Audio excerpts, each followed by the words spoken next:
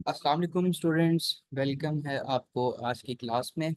आज का टॉपिक हमारा क्लास नाइन्थ की कंप्यूटर की बुक में से है प्रॉब्लम सॉल्विंग। प्रॉब्लम सॉल्विंग एक बहुत ही इम्पोर्टेंट टॉपिक है। एक ऐसा टॉपिक है जो जिसको आपकी लाइफ में बहुत इम्पोर्टेंस हासिल है। ठीक है, हम इसको देखते हैं कि ये क्या चीज़ है।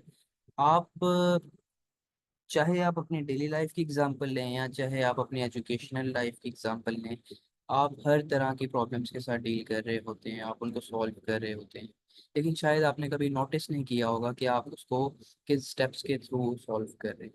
ठीक है, चाहे आप मैथमेटिक्स की कोई प्रॉब्लम सॉल्व कर रहे हैं या फिजिक्स की कोई प्रॉब्लम सॉल्व कर रहे हैं या केमिस्ट्री की कोई प्रॉब्लम सॉल्व कर रहे हैं या किसी भी चीज़ की कोई प्रॉब्लम सॉल्व कर रहे हैं, तो उसको कैसे सॉल्व किया जाता है, उसके क्या स्टेप्स होते हैं, आज हम उसको जर्नली डिस्कस करेंगे।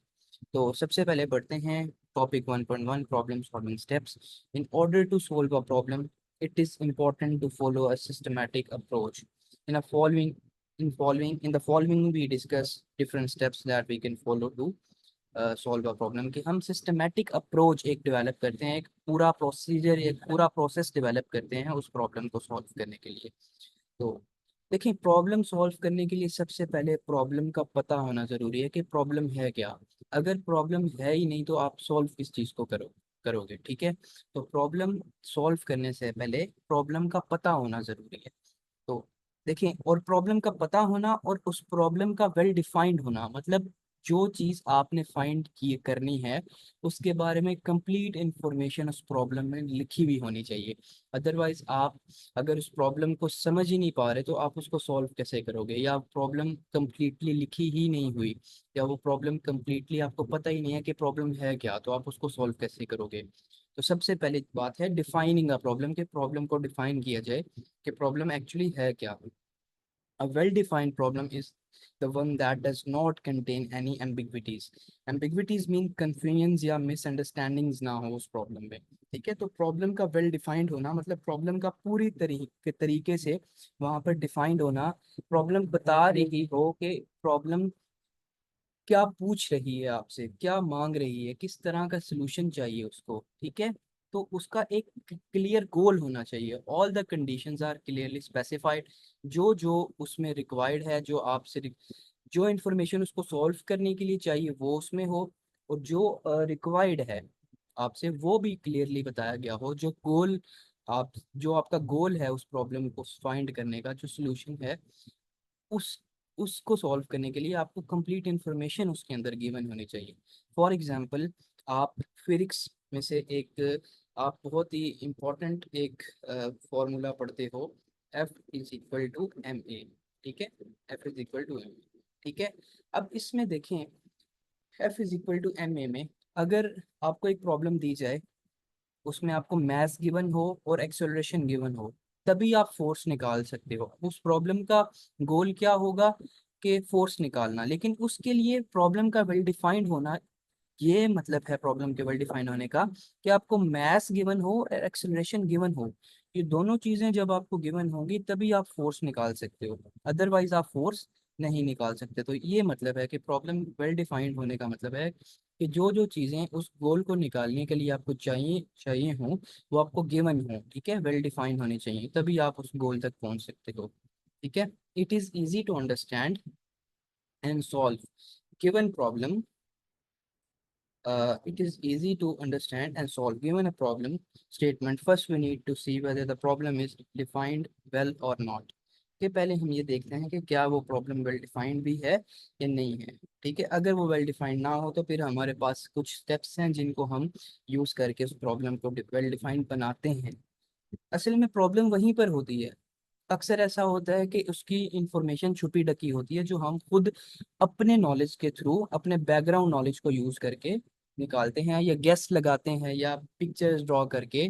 जैसे बचपन में पिक्चर्स ड्रॉ करके आपको चीज़ें समझाई जाती थी, उस वैसा करने से चीज़ें आसान हो जाती हैं। हम इन तीनों बातों को, gain background knowledge, use guesses and draw a picture, इन तीनों चीज़ों को मैं आपको यूज करके दिखाऊंगा। और ये नीचे जो पिक्चर प्रॉब्लम है, हॉर्स और मैग्नेट्स वाली, सॉक्स वाली, ये आपको सॉल्व करके दिखाऊंगा कि इसमें ये हम ये तीन स्टेप्स को कैसे फॉलो करके अपने इस प्रॉब्लम को सॉल्व कर सकते हैं। ठीक है, तो मुझे मूव करने दें नेक्स्ट शीट की तरफ ताकि मैं इस प्रॉब्लम को नोट कर सकूं। अच्छा, अब इसमें स्टूडेंट्स याद रखें कि मैं फोर्स को जो है वो एच से डिनोट करूंगा, ठीक है। मैग्नेट को एम से डिनोट करूंगा, सोक्स को एस से डिनोट करूंगा, ठीक है। ये बात आपने, क्योंकि मैं यहाँ पर पिक्चर्स ड्रॉ नहीं कर सकता, तो मैं एक सबसे सिंपल क्या काम क्या करूंगा, हर एक ऑब्जेक्ट को एक लेटर के साथ डिनोट करूंगा, ठीक है। अब पहले स्टेप में आपको एक एक फोर्स गिवन है, दूसरे दूसरे इक्वेशन में आपको ये दो दो मैग्नेट्स, एक्चुअली ये जो एक यू शेप्ड है ना, जो इन्वर्टेड यू शेप्ड है, ये एक्चुअली ये एक है, तो ये दो का पेयर बना हुआ है, ठीक है। असल में ये यहाँ पर दो हैं, जैसे आपको लास्ट इक्वेशन में नजर आ सकता है कि ये एक ही गिवन है, लेकिन ऊपर हमें ये दो दो पेयर, मतलब पेयर की फॉर्म में गिवन है, ठीक है। तो हम इस प्रॉब्लम को पहले ब्लैंक पेज पे कन्वर्ट कर लेते हैं। सबसे पहली इक्वेशन क्या है? सबसे पहली इक्वेशन है फोर्सेस की, ठीक है। तो फोर्सेस की इक्वेशन को हम यहाँ पे ड्रॉ करते हैं। फोर्सेस की इक्वेशन क्या कहती है? फोर्सेस की इक्वेशन कहती है कि हमारे पास एच प्लस एच जो है वो 30 है, ओके, सॉरी 30 है, ठीक है। अच्छा, अब इसमें हम क्या कर सकते हैं? हमें हमारी बैकग्राउंड नॉलेज मैथ से बताती है कि जब भी तीनों चीज़ें ऐड हो रही हों और तीनों की वैल्यू सेम, और तीनों सेम चीज़ें हों और तीनों मिला के कुछ बना रही हों, तो इसका मतलब होता है कि हर किसी में वो वैल्यू इक्वली डिस्ट्रीब्यूटेड है, ठीक है।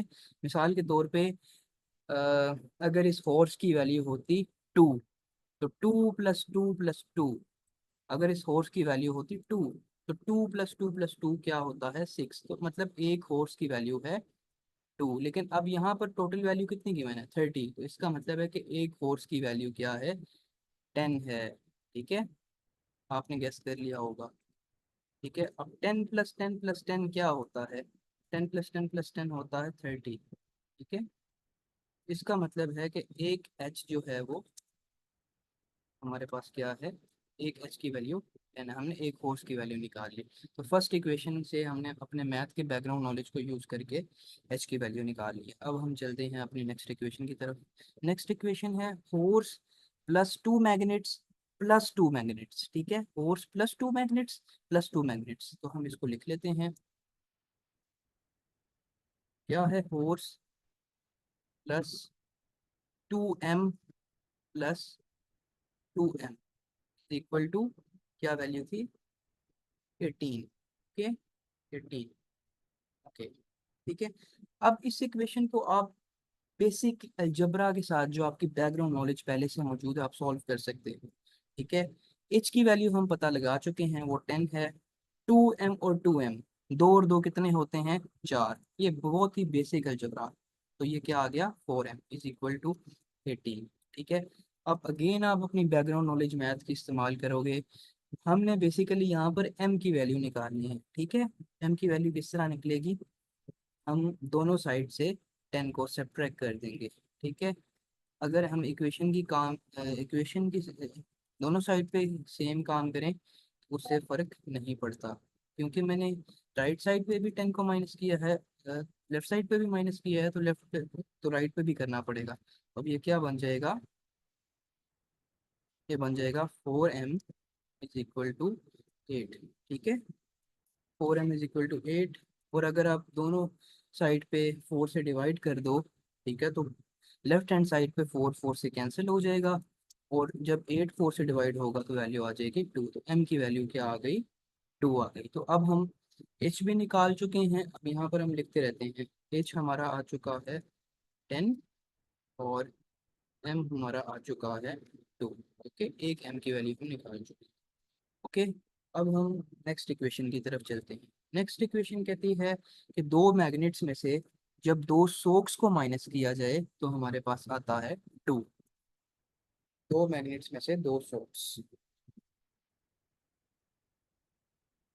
2m - 2s यही इक्वेशन है। दो मैग्नेट्स में से अगर दो सोक्स को माइनस किया जाए, ठीक है। अब हमारे पास यहाँ पर n की वैल्यू निकली भी है पहले से, तो हम यहाँ पर लिखते उसको मल्टीप्लाई कर देते हैं m की वैल्यू को, ठीक है, -2s इक्वल टू 2, ठीक है।